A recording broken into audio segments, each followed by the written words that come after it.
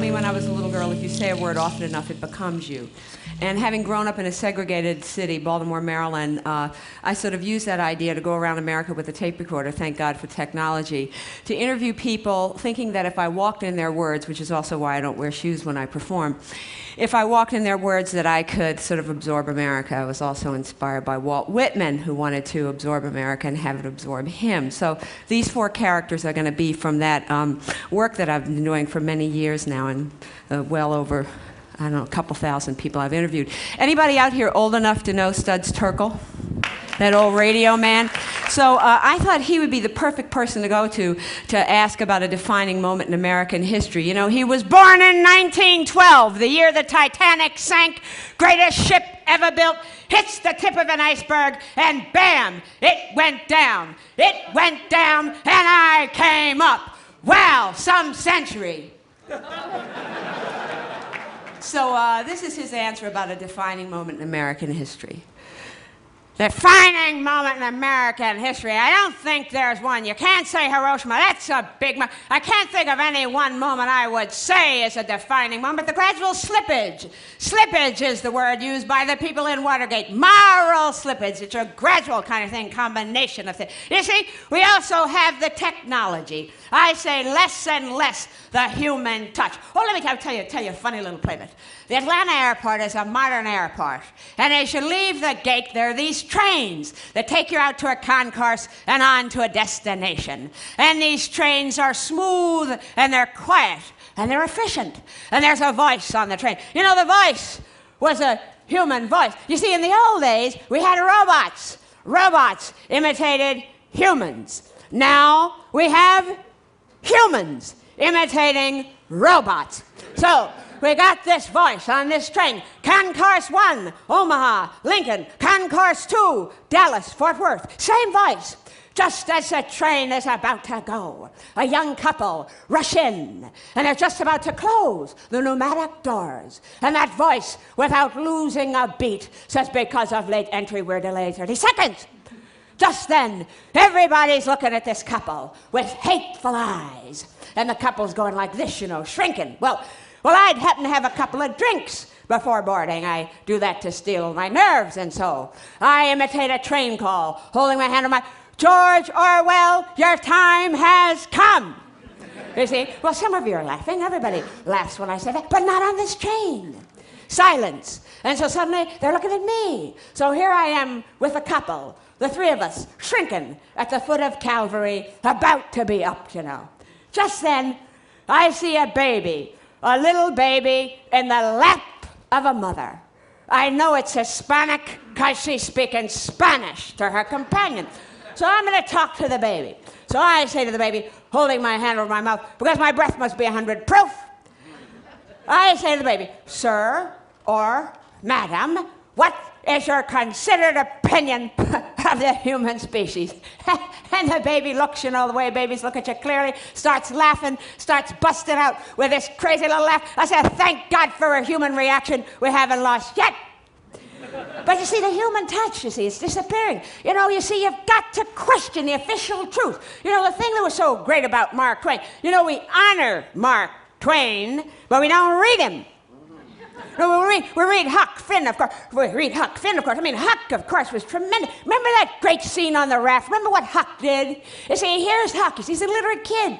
He's had no schooling, but there's something in him. And the official truth, the truth was, the law was, that a black man was a property, was a thing, you see. And Huck is on the raft with a property named Jim, a slave, see. And he hears that Jim is going to go and take his wife and kids and steal them from the woman who owns them. And Huck says, oh my God. Oh, he said, oh, you know, that woman never did me any harm. Oh, he's going to steal, going to do a terrible thing. Just then, two slavers caught up, guys chasing slaves, looking for Jim. Anybody up on that raft with you? Huck said, yeah. Is he black or white? White. And they go off. And Huck says, oh my God, I lied. Oh, I did a terrible thing. Why do I feel so good? But you see, the goodness of Huck, that stuff that Huck's been made of, you see, all been buried. It's all been buried. So the human touch, you see, it's disappearing. So you ask about a defining moment. Ain't no defining moment in American history for me. It's an accretion of moments that add up to where we are now, where trivia becomes news, and more, less and less awareness of the pain of the other. You know, I don't know if you could use this or not, but I was quoting Wright Morris, writer from Nebraska, who says, we're more and more into communications and less into communication. Okay, kids, I gotta scram. Gotta go see my cardiologist. And that's Studs Terkel.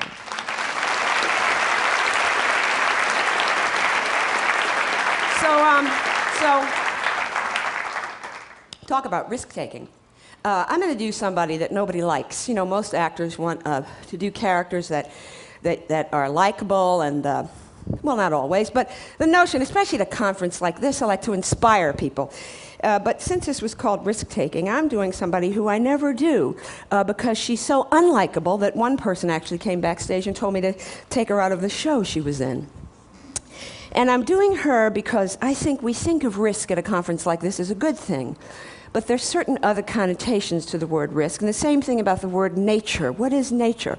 Maxine Greene, who's a wonderful philosopher, who's as old as Studs, and was the head of a philosophy, great big philosophy kind of organization. I went to her and asked her what are the two things that she doesn't know, that she still wants to know. And she said, well, personally, I still feel like I have to curtsy when I see the president of my university. And I still feel as though I've got to get coffee for my male colleagues, even though I've outlived most of them. And she said, and then intellectually, I don't know enough about the negative imagination. And September 11th certainly taught us that that's a whole area we don't investigate. So this piece is about a negative imagination. It raises questions about what nature is, what Mother Nature is, and about what a risk can be. And I got this in the Maryland Correctional Institute for Women. Everything I do is word for word off of a tape, and I title things because I think people speak in organic poems, and this is called A Mirror to Her Mouth, and this is an inmate named Paulette Jenkins.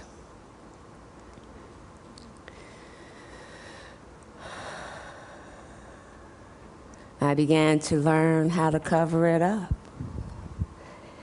because I didn't want nobody to know that this was happening in my home. I want everybody to think we were a normal family. I mean, we had all the materialistic things, but that didn't make my children pain any less. That didn't make their fears subside. I ran out of excuses about how we got black eyes and busted lips and bruises. I didn't have no more excuses, and he beat me too. But that didn't change the fact that it was a nightmare for my family. It was a nightmare. And I failed them dramatically because I allowed it to go on and on and on.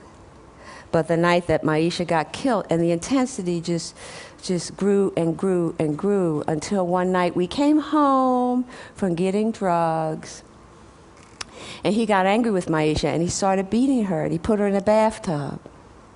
Oh, he would use a belt. He had a belt because he had this warped, perverted thing that Maisha was having sex with her little brother and they was fondling each other. That would be his reason. I'm just talking about the particular night that she died. And so he put her in the bathtub, and I was in the bedroom with the baby. And 4 months before this happened, 4 months before Maisha died, I thought I could really fix this man. So I had a baby by him, insane, thinking if I gave him his own kid, he would leave mine alone. And it didn't work. It didn't work.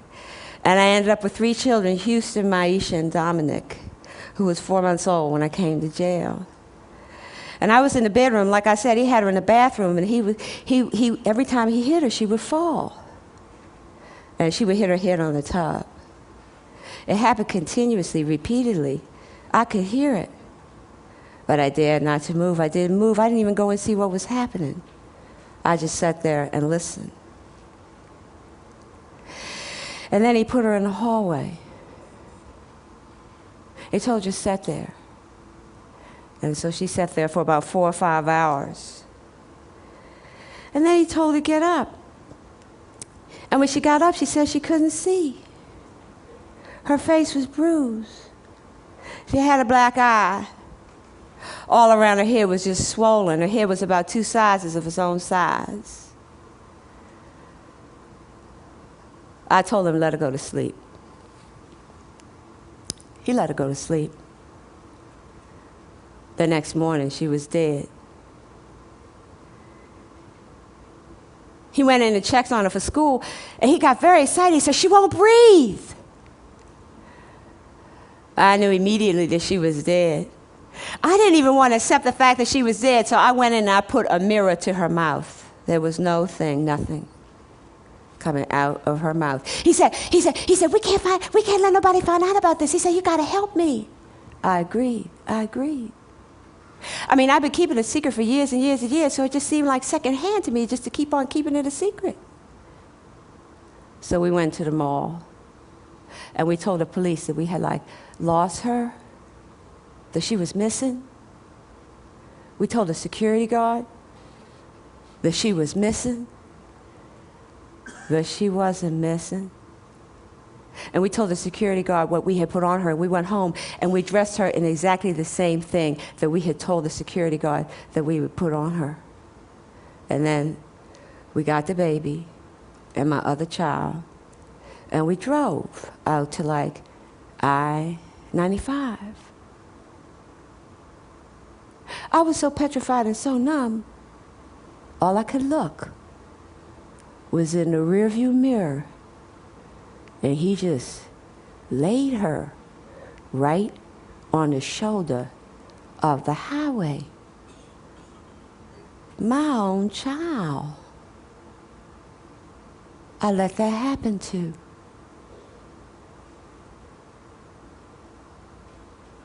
So that's an investigation of the negative imagination.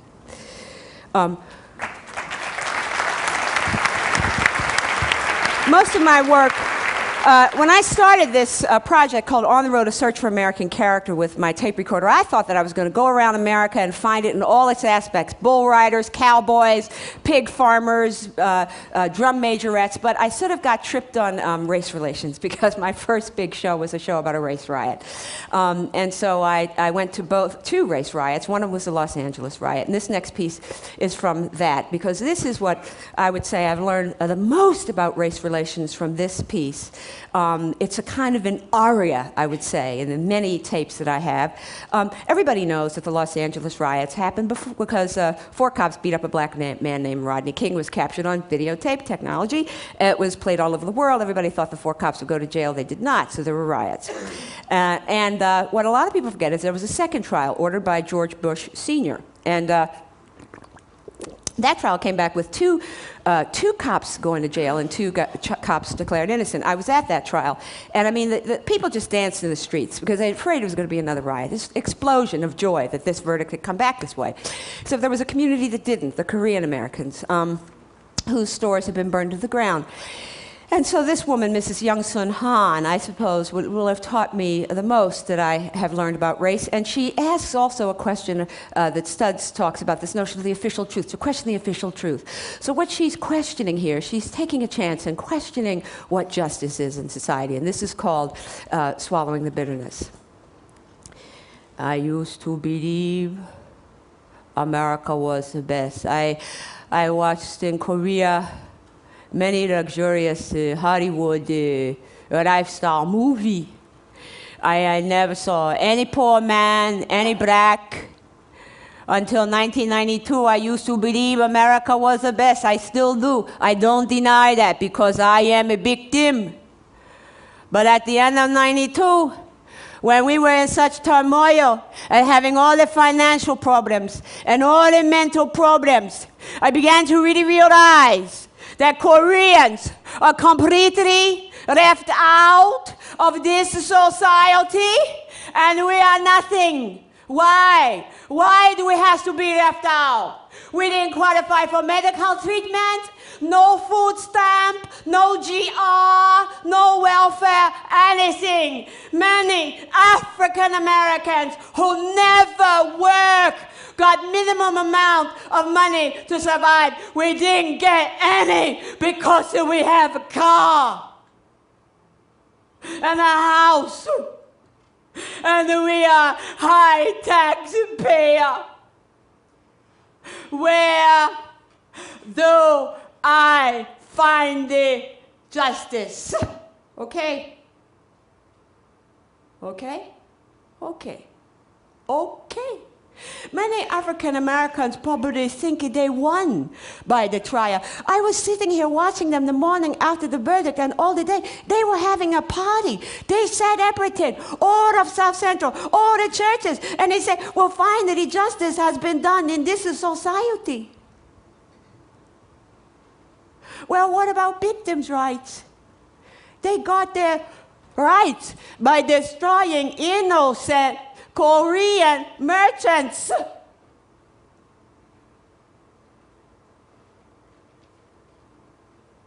They have a lot of respect, as I do, for Dr. Martin King.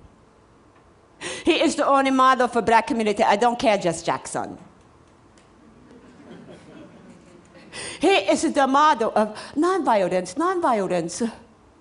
And they were all right to be in his spirit. But what about 1992? They destroyed innocent people. And I wonder if that is really justice for them to get their rights in that way. I was swallowing the bitterness, sitting here alone and watching them. They became so hilarious. But I was happy for them. I was glad for them. At least they got something back, okay. Let's just forget about Korean victims and other victims who were destroyed by them. They fought for their rights for over 2 centuries, and maybe because they sacrificed other minorities, Hispanic, Asian, we would suffer more in the mainstream. That's why I understand. That's why I have a mixed feeling about the verdict. But I wish that I could be part of the enjoyment. I wish that I could live together with black people. But after the riot is too much difference. The fire is still there. How do you say it?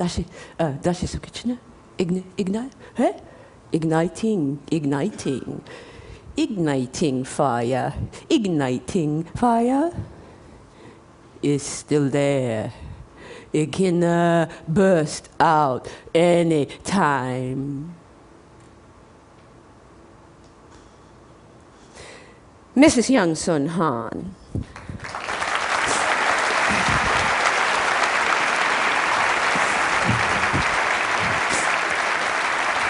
The other reason that I don't wear shoes is just in case I really feel like I have to cuddle up and get into the feet of somebody, walking really in somebody else's shoes. And I told you that I didn't give you the year, but in '79, I thought that I was going to go around and find bull riders and pig farmers and people like that, and I got sidetracked on race relations. Well, finally, I did find a bull rider 2 years ago. And I've been going to the rodeos with him, and we've bonded. And he's the lead in an op-ed I did about the Republican convention. He's a Republican. I won't say anything about my party affiliation, but anyway, so this is my dear Brent Williams, and this is on toughness in case anybody needs to know about being tough for the work that you do. I think there's a real lesson in this, and this is called toughness. Well, I'm an optimist. Basically, I'm an optimist. It's like my wife, Jolene, her family's always saying, you ever think he's just a born loser? Seems like he has so much bad luck, But then when that bull stepped on my kidney, I didn't lose my kidney. I could have lost my kidney. I kept my kidney, so I don't think I'm a born loser. I think that's good luck. And I mean, funny things like this happen. I was in the doctor's office last CAT scan, and there was a Reader's Digest October 2002. It's like 7 ways to get lucky, and it says if you want to get lucky, you know, you got to be around positive people. And I mean, like even when I told my wife that you wanted to come out here and talk to me, she's like, she's just talking, she's just being nice to you, she's not going to do that. And then you called me up and you said you want to come out here and interview me, and she went and looked you up on the internet. She said, look who she is. You're not even going to be able to answer her questions.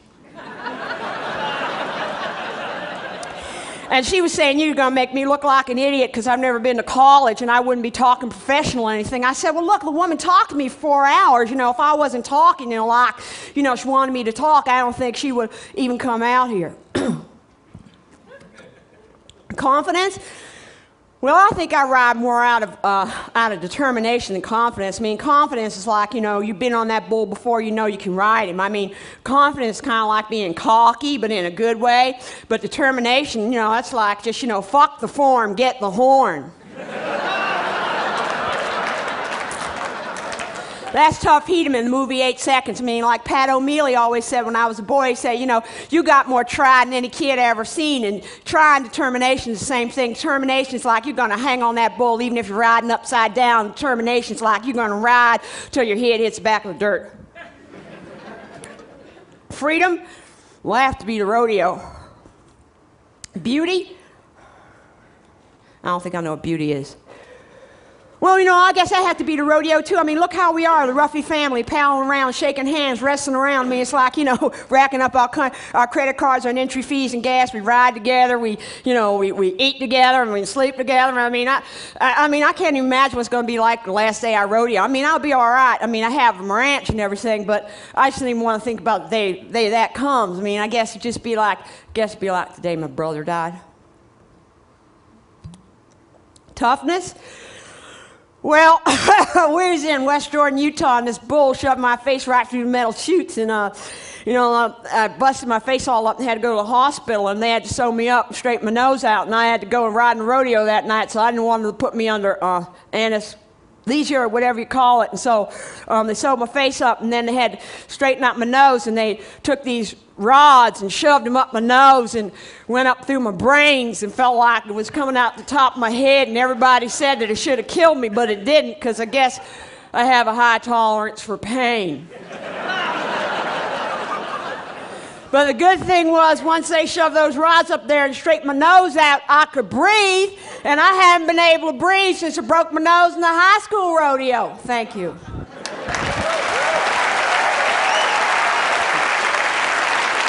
Am I way over?